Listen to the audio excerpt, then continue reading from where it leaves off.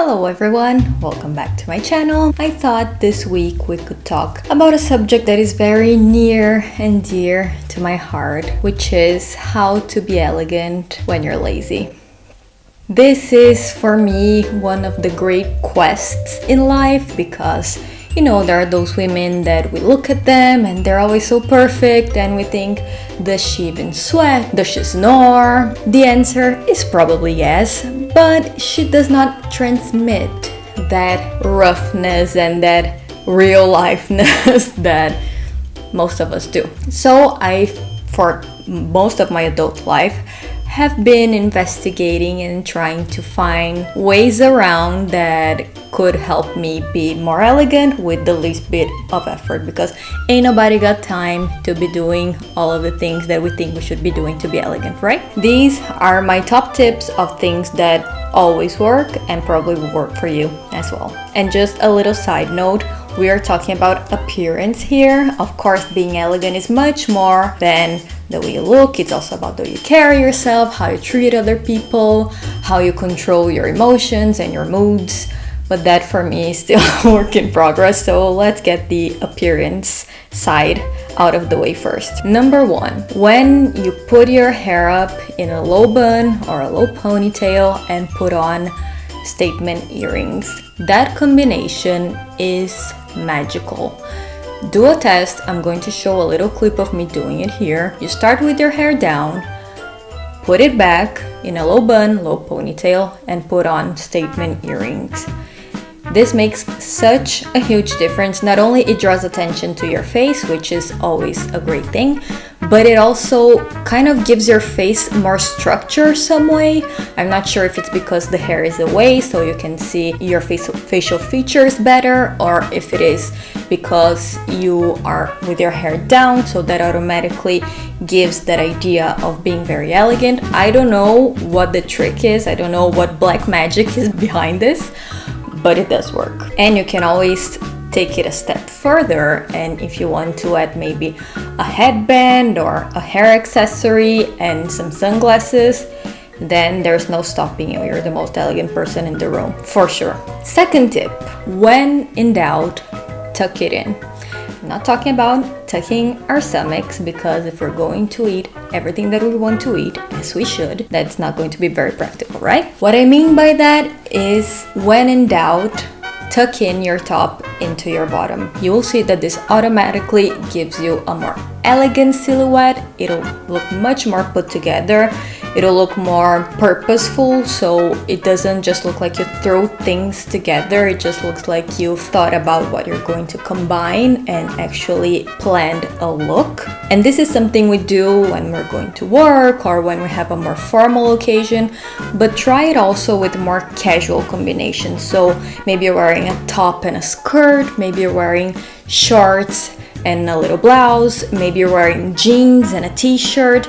You'll see what a great difference just tucking in your top into your bottom can make. If you want to take it a step further, put on a belt and call it a day. Tip number 3, choosing a smaller purse. You guys heard me talking about this in the past. I am very small, petite, so using a big bag is already kind of weird for my figure. And I know that nowadays women are super busy, they need to be practical. So if you're a mom, if you work, you have to carry around maybe work material or your laptop. If you have to go to the gym, or if you want to take your own lunch to work, all of those things are part of our lives, and we have to be flexible. Elegance is about flexibility as well, let's not forget that. But whenever you can, for instance, if you're going to the supermarket, if you're going shopping, if you're going out to lunch or to dinner, opt for a smaller bag, because in those situations you do not need to carry around a water bottle, you don't need to carry around a diaper bag, you don't need to carry around a book, you don't need to carry around chargers, nothing like that. So take advantage of those situations, be more editorial, be more selective, and just take with you the actual objects that you're going to need and put them into a smaller bag. I feel like big bags, they can immediately make a look much more casual than it actually is. So imagine you just got a new pantsuit, beautifully tailored, fits you like a glove.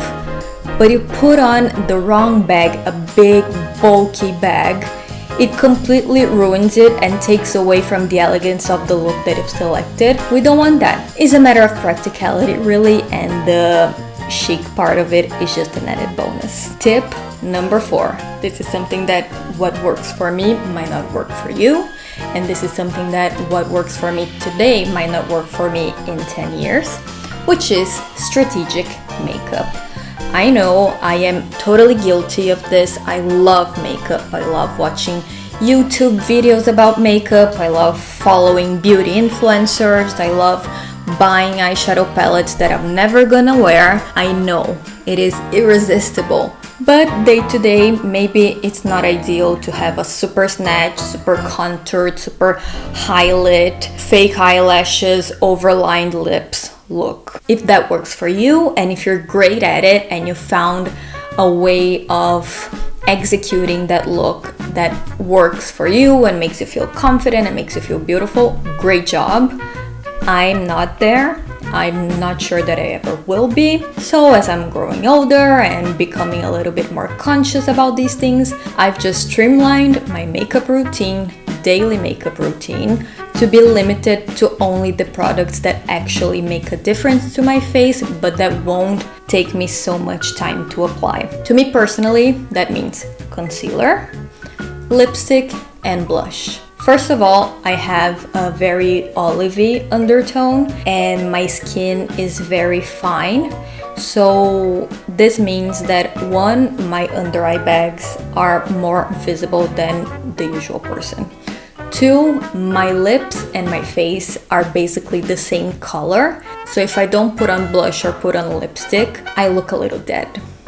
So I've learned from the passing of time that these are the 3 things that if I have to choose, or if I'm short in time, or if I am just feeling lazy and I don't want to do much to my face, these 3 things are non-negotiables, desert island choices that will always make me feel and look better. To you, that might be doing your eyebrows, it might be having lash extensions, foundation or a BB cream, it might be contouring and highlighting. It's something that you have to find out for yourself and what works for you. So that's it, everyone. These are my 4 lazy girl tips for looking a little bit more elegant, a little bit more chic with the least effort. If you have any other tips, you guys know I love tips, leave them down in the comments below. Everybody wants to know them, very important. Give a like to the video if you liked it, subscribe if you want to and be part of this amazing community that is growing every day. And that's it.